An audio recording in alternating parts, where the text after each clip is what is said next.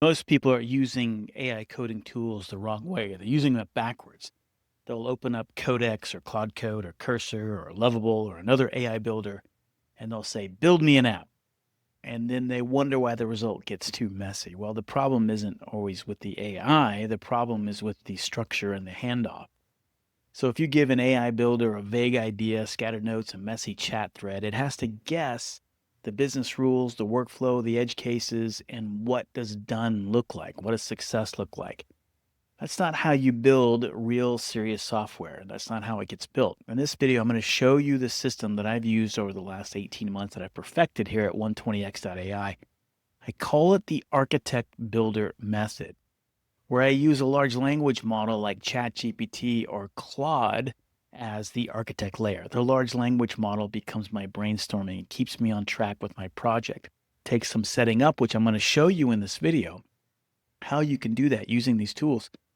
And then the builder layer is the coding tool like Codex or Claude Code or Cursor.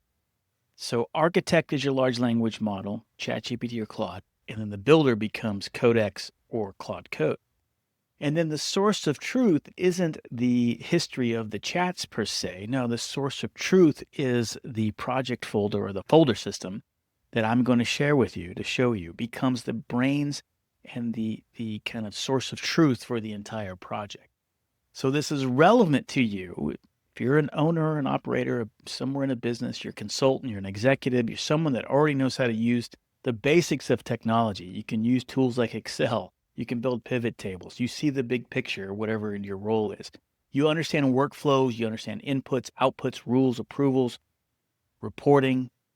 If you are that person, you have the raw material embedded in you to become efficient at building software solutions within your organization, not buying some expensive SaaS solution or hiring a whole series of developers. You can do this yourself. I taught many a CEO how to do this for themselves with the tools that we have at our disposal.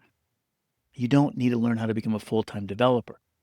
It helps, but what really is most important is you need to learn how to turn this operational knowledge, this tribal knowledge you have in some cases, into builder-ready instructions to solve your challenging pain points and problems within your organization. You can do it in-house. You can customize and weave to how you do business today. Architect first, builder second. Trust the file folder system, right? So why does vibe coding break? Why does it suck? Why does it have this bad reputation? Well, because usually what happens with vibe coding is you'll take these powerful tools like Claude Code or Codex, you start with an idea. And even some of the developers of these like Lovable and Replit, they say, just go into the tool and start explaining your idea and you can start creating something. And it usually can. Sometimes it can create a pretty powerful MVP, a powerful demo. The AI will create some files, you'll correct it, you'll go back and forth, you'll change something else, you'll show it to somebody, they'll say, hey, it'd be cool if you did this. Next thing you know, you're adding, you're doing, you add a new business rule, and then you realize that it misunderstood the workflow maybe 3 prompts ago. Then you got to go search the chat. Now maybe the real project knowledge is scattered across the chat. You know, maybe a decision is buried somewhere in message 12 from 3 days ago, and a key exception is buried in message 27. The acceptance criteria doesn't even exist because you're just vibing through it. And when you're vibing through it, well, the builder, the tool, it wants to do well, it'll start to improvise. That's how AI models work. But I don't want Codex or Claude Code guessing at my business model. I don't want these tools inventing permissions, and I don't want these tools deciding what done looks like. They will try to tell you in the lack of your giving the input. I want the builder, Codex and Claude Code, to build from approved plans. And this is where you as an operator or a business owner or somebody who's passionate about this have an advantage. If you're embedded in your business and you're the closest to the workflow, well, you usually know the real rules better than anyone else. You know which spreadsheet column always breaks. You know which approval step gets skipped. You know which report the owner is actually looking at. So that knowledge that you have is valuable, but it has to be structured, and these tools can help you. That's the architect layer. That architect layer can get very powerful in showing you and helping you create a very organized system and process to develop pretty much anything that you can think of and you can put your mind to. But the builder, your builder, these Codex and Claude Code, they should not be guessing at the business rules. And so let's explore this architect builder analogy just a little bit more. Think about building your dream house, and maybe some of you built a house, You would not go to the actual builder, the actual general contractor maybe, or the framing crew, that's a better example, and take a napkin sketch and say, build me something modern with 3 bedrooms and a nice kitchen, and go figure it out. Well, but you're not going to get what you want, right? If you're going to do it right, you've got to articulate your vision to the person who gets paid to do that, to extract it out of you. And that's an architect, right? You would go visit with the architect. You would communicate your vision and dreams. They would ask you a bunch of questions, and they would essentially build a set of detailed plans that they could handle to the builder. Software needs to work the same way. The architect defines the goals, the business goals, the users, the workflow, the requirements, the blueprints, the risk, the decisions, the validation plans, the acceptance criteria, and the handoff. The builder is going to excel when it has all of that written, detailed, disciplined structure. It's going to perform amazingly well. And so my background shaped this approach. I've got a computer science degree from 1991, but I didn't really use it that much because I was 35 years a professional aviator with the Marine Corps and American Airlines. But that computer science degree back from 1991 taught me to plan before building. In fact, our professors would always say, the ones when we were creating code, they said, if you're spending more than 10%, it should be 5% or less, but if you're spending more than 10% on your computer, that's a hacker.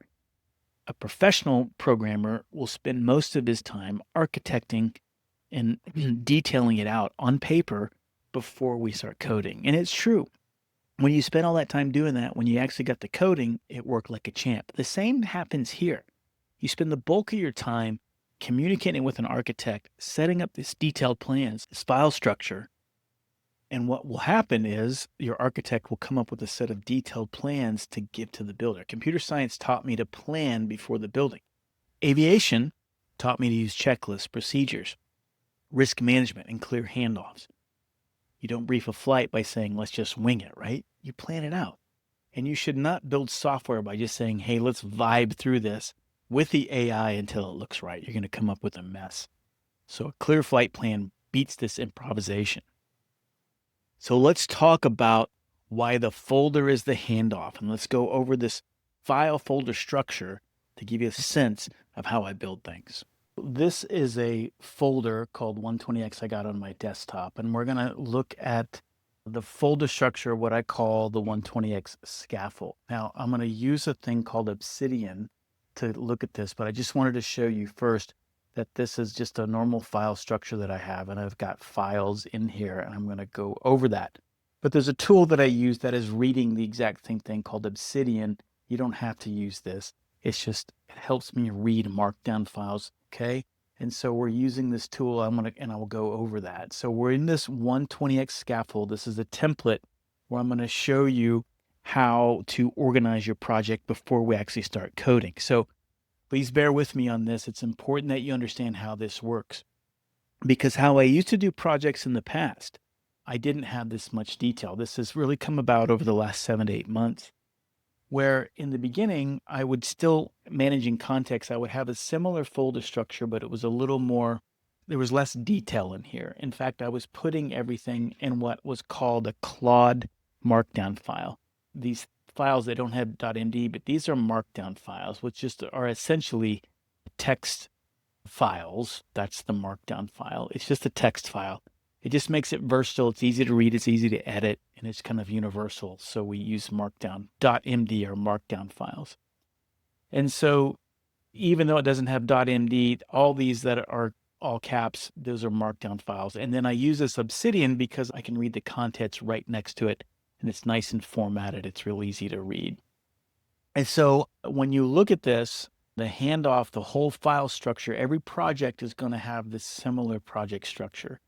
And the reason why I set it this way is because your chats get messy in Claude Code and in Codex. Everything in the context window, as you keep the chat going on, the more that you use it, the worse it gets, right? Because you're eating up that memory and that context. And so when you're doing a large project, you need to break things down into chunks. Now, I used to put everything in this CLAUDE.md folder, and it would just grow. I would put the coding rules, the business rules, the sprints notes, old decisions, open questions, random notes, validation reminders, everything would start to grow. And the problem is eventually that this folder, the only one I was using in addition to my source code and everything else, this would get so messy, it was just too noisy. The answer was not more context. The answer was to get cleaner context. And that's why I created this more detailed, every project that I do, that I create, you create a folder on your desktop and you name the project something, and then you got to have a file structure. And eventually all your code is going to be put in this SRC folder. But I'm going to go over these other folders that I created with these markdown documents, if you will, and explain some of the logic behind it. And hopefully it will make sense, okay? So instead of having one big Claude.md folder that just grows and bloated, I broke everything into chunks so it's a little more, everything's more digestible. And then anybody can read up, and particularly the Codex or the Claude Code, when I'm starting a new sprint, which I'll talk about here in a minute, it can easily find out where it's at as long as we keep all this stuff updated. And I'll show you how we do that. And so the way to look at this file structure is not bureaucracy and though it's good to be organized and easy to pick up, but the real thing around this is context engineering. Remember, like I said, context is king. It will give the builder, Codex or Claude Code, the right information at the right time, having it organized this way. And so again, remember, the answer is not more context. The answer is cleaner context. So let's talk about all this. What is this? Let's walk through each one of these files. Again, when the project is small, you could probably get away with just putting everything in a Claude.md folder or a Codex.md folder. But let's assume you want to create something that's somewhat complex. It's good to build it out this way. So let's start with this first file. Agents.md markdown. What is it? Well, this is the main router. This is kind of like the main folder, or if you will, or file. And this is the first file that every AI agent or human builder should read. You read this, you're going to get all the context about the operating model, what files to read first, what rules the builder must follow, the workflow that we do, and everything else. The Claude.md and the Codex are kind of the same thing, depending on which tool you're using. If you're using Claude Code, I reference the Claude.md. Codex, or if you're using ChatGPT and Codex, I will reference this folder, but they essentially do the same thing. They're thin adapters for the tool that you're using, but it shouldn't become the whole project brain. It's a little part of the brain, and this grows, and I'll show you some examples when we start building a project. But it's like a mini part of the brain that works with the agent, and it sits at the root level, right? So this is sitting at the root level. And then the README is just the human overview, right? And if someone opens this folder cold, it should tell them what the project is and where to look next, right? And so what all these other things, other files or folders hold. Okay, so then I go back up here, I have a docs folder. So in the docs folder, this is for the durable technical documentation, right? So if we look here, if I look at architecture, for example, this is the system map. And again, these are templates. I'll show you when it's filled out here in a little bit. It explains the major parts of the application, how they fit together. Data model explains the core entities, the fields, the relationships. If you got a spreadsheet heavy or database heavy project, this a lot, right? And if I'm looking at API, if you've got a lot of connectors or endpoints, contracts, inputs, outputs, and integration rules for other tools, like I'm connected to Sage Intacct for whatever, all your API information will go into here.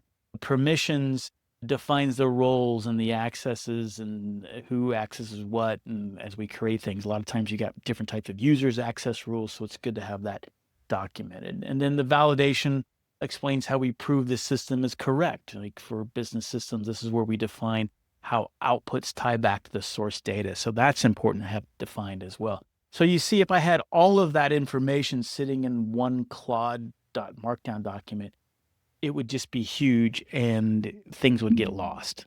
And so you break it up into little chunks so it makes it a little more disciplined, right? And then I've got the planning folder. So if I go here and I look in the planning folder, I've got a place for meetings. Again, this is a place where I put meeting notes. If I'm recording a conversation with my client, all the auto notes, the transcripts will go into here. And so that's good there. And then if I look at the root markdown files that are here, this one is important. State, it's the current moment, right? Where are we at? What sprint are we in? What just happened? What is next? What is blocked? That is a very important one. This gets updated as we're making more code and more sprints. Decisions is important. I found this is critical. It's the house rules, what we decide when something is important, and we'll make decisions constantly through the project, particularly at the beginning. We'll make decisions, and when we make decisions, we document them. And particularly, so it goes here so we're not relitigating it 3 sprints later or trying to remember what we did. Domain, that's the client's world. It's not your domain, your name domain. It's like, what is the business that your client's domain or your business itself? The terminology, the workflow, the users, the people that are in it, the business rules, operational reality. We put things in here just to keep it for context. For risks, very important one. This is the known traps list. It keeps fragile assumptions and project risks visible. And then questions, very good for particularly for keeping the client informed. If you got open questions, you got to require the client to architect or stakeholder input, and we don't have the answers for it, we'll put it here. And once we get answers, we'll close it out. This is very helpful to have this in the file structure. And then file inventory tracks source materials like PDF, spreadsheets, export, screenshots, repo notes, anything that is kind of a catch-all I put into file inventory, particularly if the client has documents that I may want to reference and use, like output documents, PDF files, all of that can kind of go into there that we can reference, right? And then I talked about the meeting notes. This is where all the meeting notes go because it can be messy. And sometimes decisions, and that if decisions come out of a meeting, I move it into decisions. And then there's the planning the sprints. This is the kind of the heart of everything. When you start going in a role, say your overall plan has 15 sprints, right? And it's broken up into chunks, and each of the sprints does a certain thing. It has a finite beginning and a finite ending where we define success. And so that's how you build the plan. You attack it in chunks. And for every sprint, there are 4 files. For each sprint, what's going to happen, your architect is going to break up the plan into a certain number of sprints. And when you're working on whatever sprint, you're going to tell the architect, ChatGPT or Claude Chat, to build me an architect pack that I can give my builder. And what that will do is the architect pack will define 4 documents for each sprint. It will come up with a requirements document, which again says what we're building and why. And then it'll also come up with the blueprint, which says how we plan to build it. So again, this is your architect coming up with requirements and drawings, plans to give your builder so they can execute without any question. And a couple bonus documents that I just recently added, and it really helps, is an acceptance criteria for this sprint. Like, what does success look like is very important. Basically, what does done mean for this sprint? And then a handoff prompt, which we'll get from your architect, but we also document it here. And we can always go back. This is the handoff prompt for this sprint that I will give the builder to read the documents and start building and planning. And I'll show you that here in a minute. So this 4 sprint architecture is really the heart of the workflow. This is where the rubber really meets the road. And all the remaining folders and files really support everything that happens in these sprints. So references and the rest of it for the rest of these, again, these are just README documents to tell you what to store and where. Again, these are kind of optional, but these are just for me. Like, I put sample data in here, but I put a README file just so people can know what do we put into what. Maybe some people think it's overkill, but I think this is a great way to keep it organized, particularly for big projects. And this SRC is where your source code is going to be developed and pushed and eventually pushed to a GitHub, which will be in another video. But that is it. That is the scaffolding or the kind of details for the file folder system that becomes the brain of your operating system when we're building code. And so for every project you create, you will create this scaffold with all those documents being populated. Well, that can seem a little overwhelming. So I did build a tool. You can do that manually with putting in prompts and building things, and they will build it for sure. But I built a tool that helps, particularly in the very beginning, to help build these projects. And so I'll show that to you now. So when you're going to start with a project, you're going to want to have to start having a conversation with your large language model, the architect. Remember, the architect is Claude or it is ChatGPT. You can use either one. And what you're going to do, if you're going to use Claude or you're going to use ChatGPT, you're going to want to use things and you're going to create a project for your solution you're trying to create or app you're trying to create. And so you notice here in Claude, I have all these projects, right? Apps that I've built and things that I've done, and I put them into projects. And the reason why we put them into projects is because each of the projects not only gets a lot more context and memory to help you with the project, you can also set custom instructions to help define how that project should react. Again, you can learn how to create projects in here, but I'm going to demonstrate in ChatGPT today just because 5.5 is really impressive and I'm using Codex. I just want to show you that you can do it in order. I'm a big fan of Claude. I'm a big fan of ChatGPT's Codex. So I'll try it Codex here. But essentially, when you're going to start, you're going to want to create a new project folder. And we will create it in the folder on our desktop, but we also want to create a project within the large language model. And so we'll call it a new project here. We'll just call it Demo Project 3, and we'll create the project. Now, like in any other project, you got a place for sources, and we're going to populate anything that we have in here that we think is going to be applicable to all the multiple chaps we'll have in our project.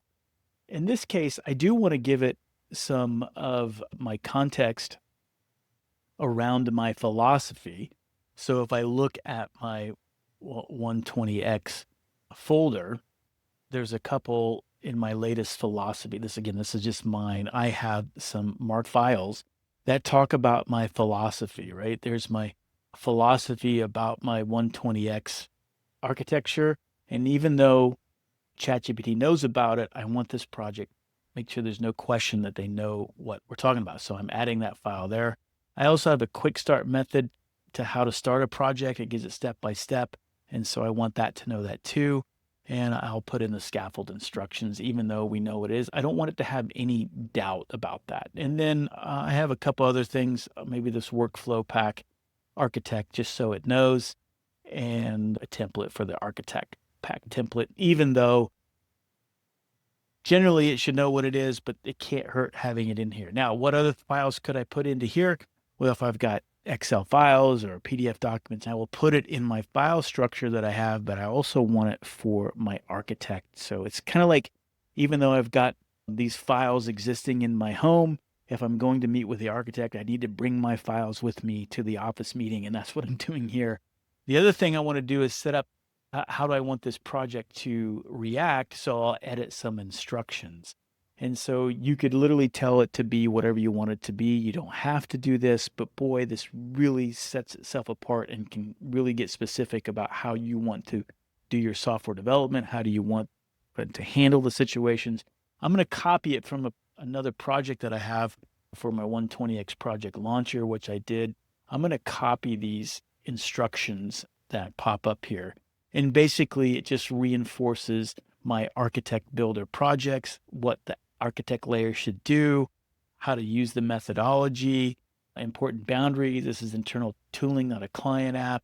When creating implementation plans, separate this from that. There's a lot of stuff in here and what we should do, but I want no doubt what I want the architect to be. Now, you may say, well, how did I create this? Well, I used the large language models, ChatGPT and Claude, to help me come up with this set of custom instructions. Of course, coming up with this philosophy has been developed over the past year or so. But eventually I would have had the large language model help me come up with these instructions. So I'm going to copy those instructions from this project here. We're going to go into our demo project, and I'm going to edit the instructions and put that into here. All right. So now my architect is primed and ready to go for me to start communicating with it. Well, I did have in some set of instructions some architecture prompts and to get it started, but I built a tool that you become part of my cohort. You can use this tool for free, but it helps start the architect conversation. It builds the folder structure for the project. And so that looks like this. This is a tool that I built using the same methodology, right, to build this micro app, if you will. And so I'm going to start a new project. And essentially, when we start it, it'll take me through 5 steps. And when I start the project, we're going to name it Demo Project 3. And it's for my company. And the project slug is, we'll just go Demo Project 3. And it's an internal tool for me. 1-sentence description. I'll just kind of make this up here. I would like to build an app that takes multiple disparate Excel spreadsheets and PDFs for a CEO, and it collates and parses them all and generates a weekly newsletter and a monthly board meeting HTML dashboard based on the financials of the spreadsheets. The destination parent folder is where I want this to be built. I want it to be built on my desktop 120x.builds. I can pick a folder here. Implementation repo path, that's if I get it set up in GitHub, that's for another. I'm going to leave it blank. Same with the GitHub repo. Tech stack, I could define it here, but I'm going to leave it blank. And then I'll continue to the intake. And again, this is where you want to spend some time. We can do this in our architect chat, but if we can do a lot of it up front here, you might as well do it. I'm going to keep a lot of these intentionally blank just to show you that the prompt that gets generated out of this, which is the ultimate goal of this tool, an initial prompt to start your architect conversation. What business problem are we solving? The problem is taking disparate information from multiple spreadsheets, input sources, PDFs, etc., and turning it into a fast way for the CEO to generate a weekly newsletter and a monthly board review meeting in a shareable HTML. Who are the primary users? I'll say primary user is the CEO and business owners and the CFO.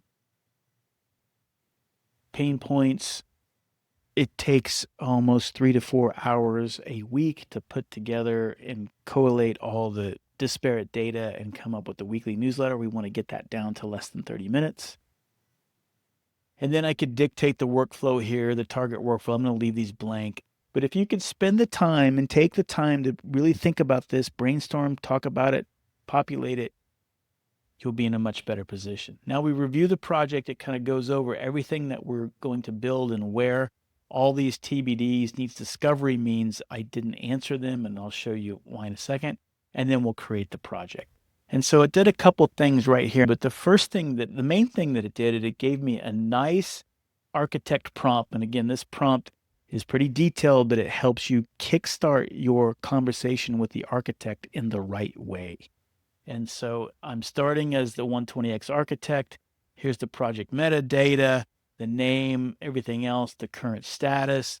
This folder's been created here. Here's the methodology context. Here's the optional source references. Here's the source material. Here's a project intake context, making sure that it asks questions on things that are TBD, right? And so this is a pretty detailed prompt in what it comes up with.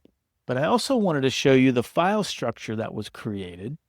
And so we called that project Demo 3, right? So in my builds folder, and I go down here to my builds, here's Demo Project 3. So it created this and populated this in the place that I wanted it to, giving all the templates and all the documents. It starts to fill out some of the things, but it's going to get filled out even more as we go through our conversation. comes up with a Codex.md, Claude, again, just some basic population. And in the planning, our first sprint, we're getting ready to create. We'll create an architect pack. So anyway, it's all set up and ready to go in the right place. That was the important thing that I wanted to do. In the past, I would kind of manually copy and paste and then put things in here. Now it does it through just this one using this project here. So now I'm going to copy this prompt. And again, this is the architect starter prompt that I'm going to share with my architect. In this case, it's going to be ChatGPT. And so I go to our demo project 3, which I'm in. We've got our sources files that all there. We've got our custom instructions, and we just paste the prompt and we'll start the conversation. And so what I should see here, because I didn't answer all the questions in my starter tool, it's going to generate a conversation and ask me a whole series of questions. Okay, so that took about 3 minutes or so, but look how powerful this is, what it is. So he says, I'm applying the first discovery gate first. Notice he said discovery gate, we're not ready for the first architect pack yet. Do not generate the pack yet. This idea is useful, but we still got a lot of brainstorming to do is what he's saying, right? He said, here's what it's recommending for the first useful version of the MVP, the minimal viable product. Here's some 3 possible project directions, option 1, option 2, option 3. So it's, you see what I'm doing? It's like we're having the initial meeting and we're brainstorming together. It's giving me a recommendation. We'll start out with that. And then the first sprint after planning would be this. Here's some discovery questions. Answer these in rough notes. Imperfect answers are fine. It's still asking me all these questions. It's asking what the current workflow is. Where does the 3 to 4 hours get burned for the users? So it's already asking me a lot of stuff. So I've got a lot of work to do still, but this is good work, right? This is where you can define it. This is what you would really do with an architect anyway. You would define your vision. You would go back and forth. And the good news is the architect does a really good job of asking you questions of what it should look like. But that's what I wanted to show you, that you get it set up and now you start having these conversations. And it's a back and forth iterative conversation until you get everything answered, and it'll create that first architect pack. For the sake of the demo, look at all that. This is just beautiful what it's doing. It says, here's our biggest risks. Here's my strong default action for architect pack 2. I will structure it this way. What I need from you next is this. Reply with rough answers of these 5 only, so on and so forth. After that, I'll create the architect pack when you say generate the pack. For the sake of the demo, I'm going to tell it, hey, I'm doing a demo. Can you fill in the blanks with your best guess? In reality, you would be filling all these questions out, right? But for the sake of time, for the sake of this demo, can you fill in the unanswered questions with your best guess? This is just for demonstration purposes. I'm trying to save time.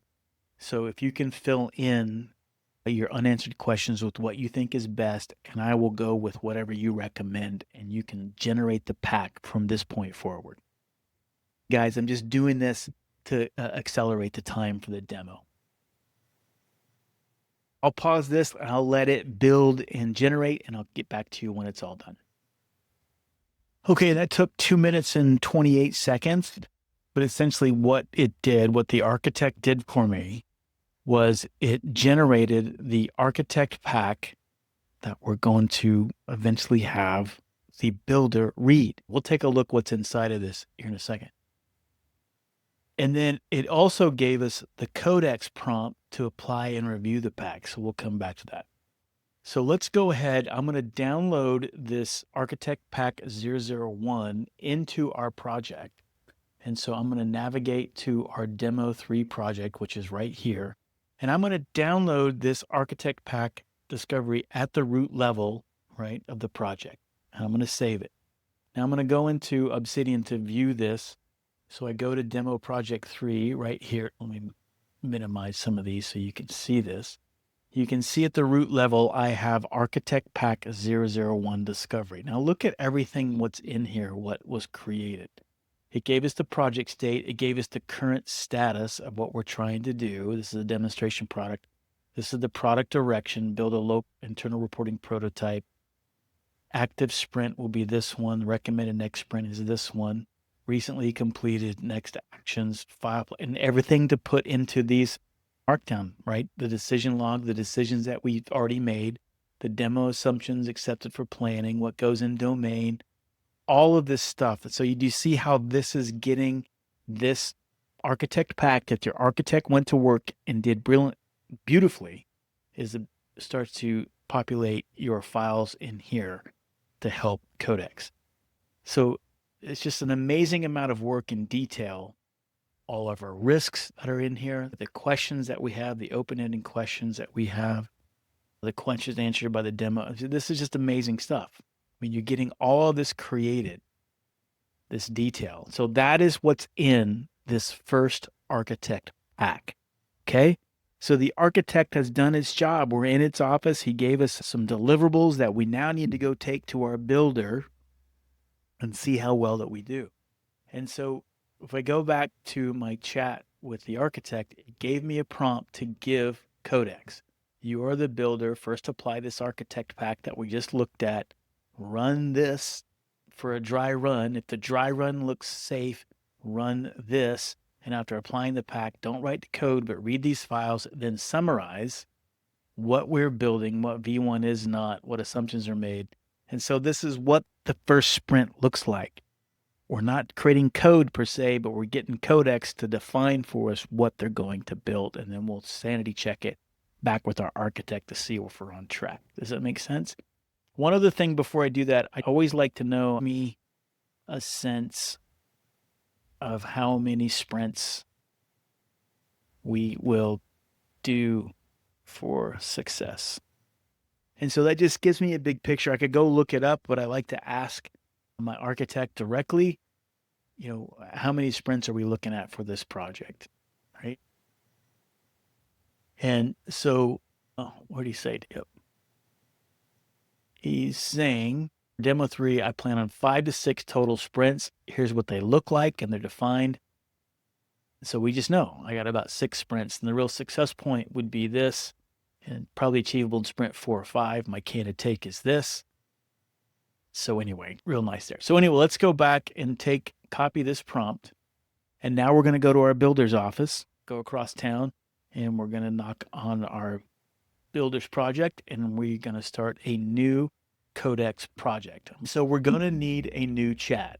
And so when I start a new chat, I need to point it into the file structure that we created. So in this case, I'm going to add a new project, and it's going to give me a window to navigate to. And so in this case, I'm going to go to 120x. I'm going to go to my builds, and in my builds, I'm going to go to demo project 3, and I'm going to open it there, and that's where I want Codex to look for the files, okay? And then we've got that nice prompt from our architect, and let's have him take a stab at it. Okay, it worked for 1 minute and 23 seconds on this, and essentially what it came up with was saying that it applied the architect pack discovery successfully after a safe dry run. And this is the summary we're doing, what V1 is and what it's not, the demo assumptions, the sprint 01 acceptance, the gaps, contradictions, and the recommended sprint 02, and then one environmental note, and it created a markdown folder for us to look at. In here, it created this project state of where we're at.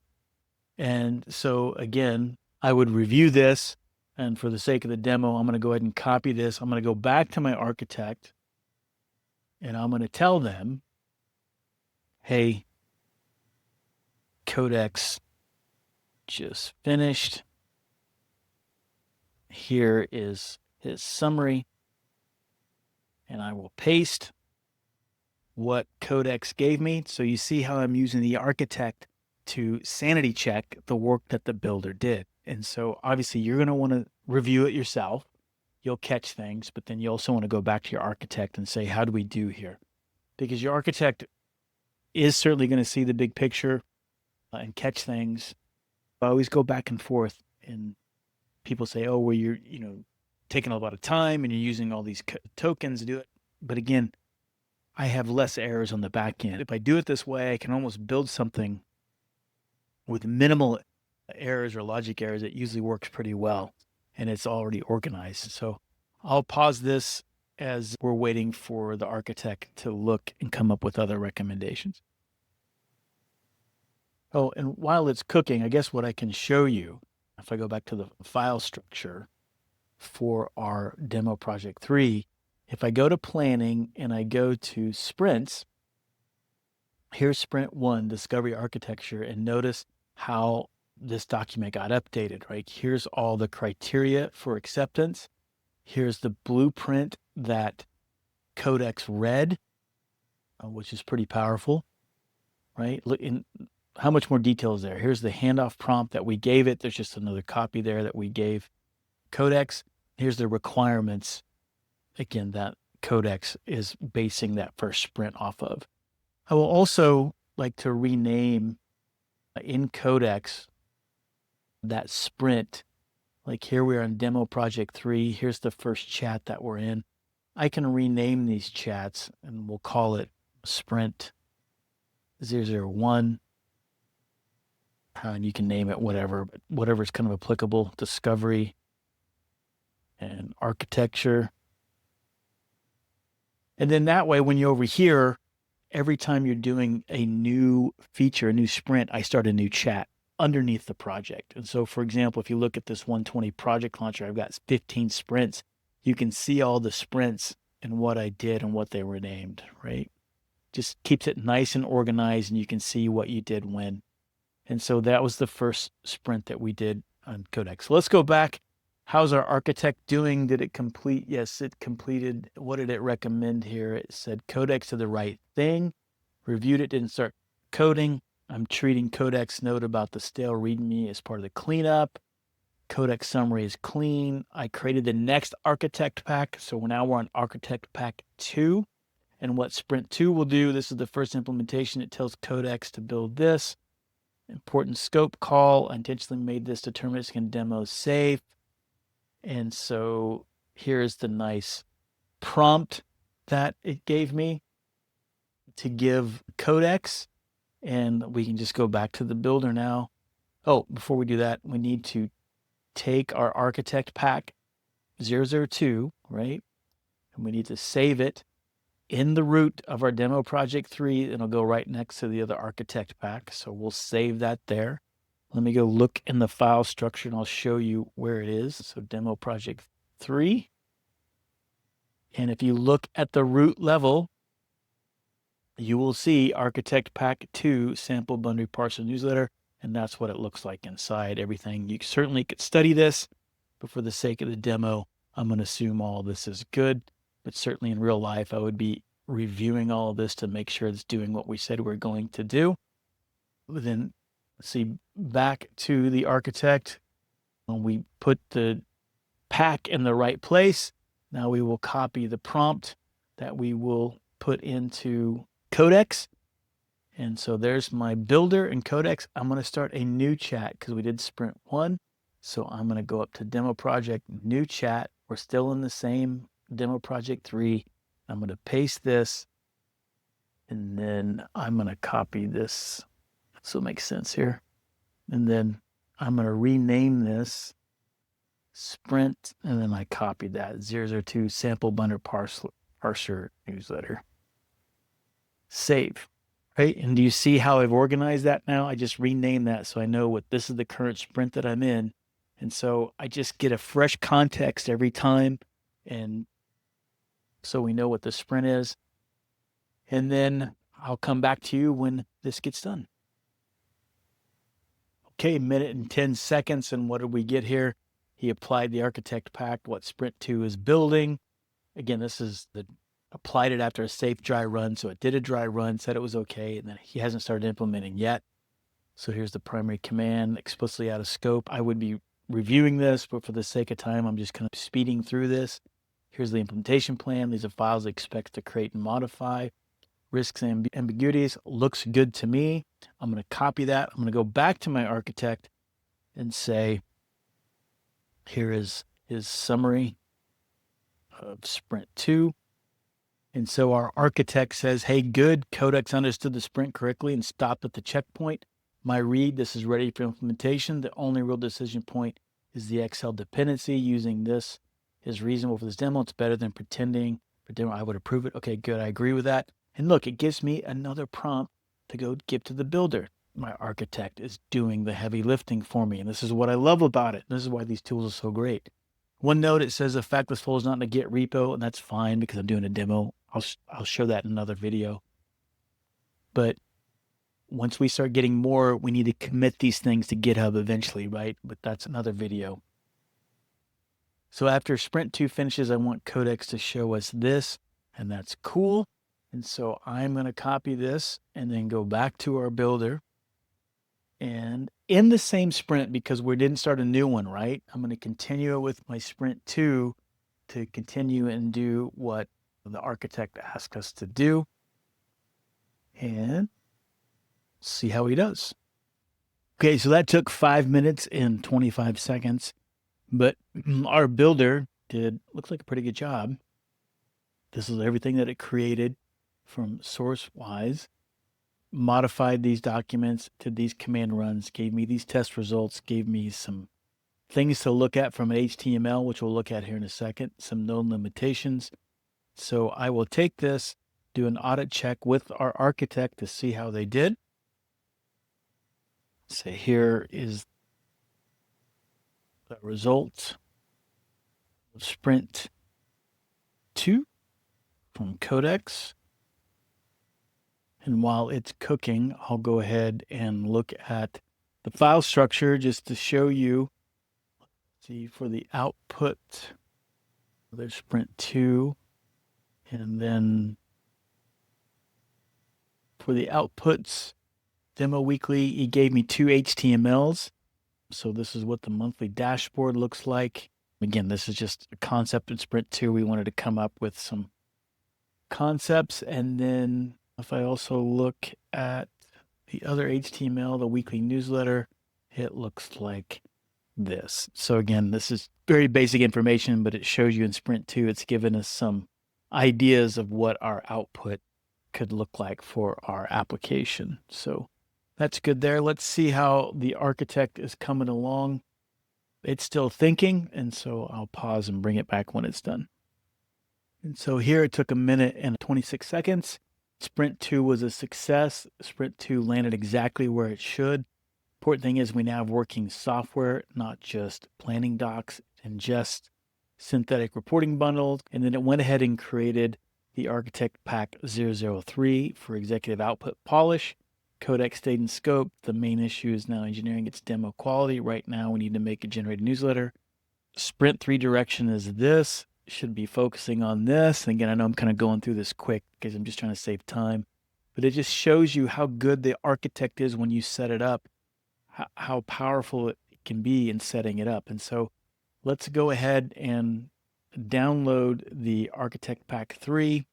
And then we'll stop the demo here. But I'm just showing you now for my third one, I would put it at the root level at my demo project, and then I would copy the prompt to give my builder Codex. I would head into Codex, start a new chat in my demo project 3. Would paste that there. I'm going to copy this for my sprint name, and then let the builder go to work. And I'm going to rename this Sprint 003, and it is Executive Output Polish. We'll save it, and we'll go from there. So you get the idea, right? So we go back and forth. We're just giving Codex, the builder, specific plans to do for specific times and specific things. You keep things organized, and then when it's done, it updates the folder structure so that the context never gets lost. And to me, I just think this is one of the most powerful ways to build a project. I've built, like I said, 35 projects. In particular, this last 12 months, I built some really intense enterprise level projects, and I couldn't have done it without doing this level of organization. Now, you're looking at workflows that we're trying to solve. You could learn how to do this, and then I could teach you how to learn. You got people in-house right now that could do this for you. If not yourself, I guarantee you got a couple hard chargers in there that could figure this out. And the key is, it's great if you know a little bit about software development and engineering, but the big thing is, can you understand the big picture? If You can see the big picture. Can you organize things? That is the key to building quality software and using these AI tools, right? And so it's a great place to start. And of course, I could do this for you, but I think it'd be more important and more exciting is if you learn how to do this yourself for small little projects, for small little challenges that you have within an organization. So the key I want you to walk away with is you don't need to become a full-time software engineer to start thinking this way, but you do need to learn how to define the workflows, how to define your rules, your data, your risk, your acceptance criteria, and clearly enough for the AI builder to execute, right? So the main idea I want you to walk away from this video is don't ask an AI builder to build from a vague idea, right? You've got to use your architect. And if you're an owner, an operator, a consultant, you Excel capable non-coder, the opportunity is just not to learn how to code. This is how to solve real business problems, real bottlenecks in your organization in-house. You can learn how to architect these workflows and use these tools using this method. There's nothing stopping you except someone showing you how to do it. You create the requirements, you create the blueprint, you create the acceptance criteria, the risk, the decisions, the validation, the handoff prompt. All of that can be done with your architect using a large language model. Then let Codex or Claude Code or another builder execute it. Work in manageable chunks. Keep it in a disciplined flow. The handoff is not the chat. The handoff is a folder file system that's going to keep everything organized for you. I can teach you, I can certainly build this in-house for you, but I would like to teach your people how to fish as well. And that's what we're doing here. I'm starting a builder cohort for 10 people. It's in a beta program right now, but I'm going to teach this method hands-on with you to show you. You bring a workflow. We're going to have 10 owner-operators, CEOs, operators, department heads, people within organizations, 10 people from different organizations.